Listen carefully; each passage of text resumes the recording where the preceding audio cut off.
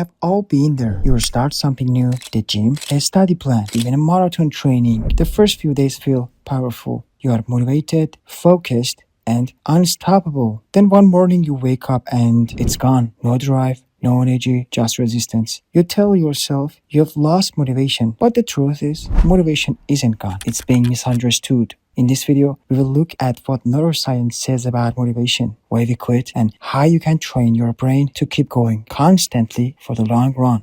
Inside the brain, motivation is controlled mainly by a chemical called dopamine. Most people call it the pleasure molecule. But dopamine isn't about pleasure, it's about pursuit. When you anticipate a reward, not when you get it, dopamine rises, it pushes you toward action. This is called the reward prediction mechanism. Here's what happens in real time. If the result is better than expected, dopamine spikes. If it's worse than expected, dopamine drops. And if it's exactly what you expected, dopamine stays the same. This difference is known as the reward prediction error, first described by neuroscientist Wolfram Schultz. When you start a new habit, everything feels exciting because the outcome is uncertain. So dopamine is high, but as the brain learns what to expect, dopamine returns to baseline. That's why after 2 weeks, this spark fades. Your brain has normalized the activity. Most people connect dopamine only to the end result, the middle, the body, the grade. That feels great at first, but it's a trap. When progress slows or results seem far away, dopamine dips below baseline. That drop is what feels like burnout or laziness, not a lack of willpower, but a neurochemical crash. Your effort suddenly feels heavier because the brain is no longer rewarding the process itself. So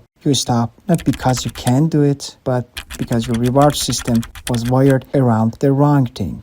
To make motivation sustainable, you have to rewire where your brain gets rewarded. Instead of waiting for the big result, train your brain to release dopamine from effort itself. This is called an intermittent reward schedule, the same mechanism that keeps athletes, musicians, and scientists working for years. Practically, it means finishing today's workout is success. Studying for 30 minutes today is success. Showing up is success. Each small action becomes a signal of progress. When you consciously tell yourself this effort is the reward, you trigger dopamine during the act, not after it. Over time, your brain starts craving the work itself. That's the biology of discipline.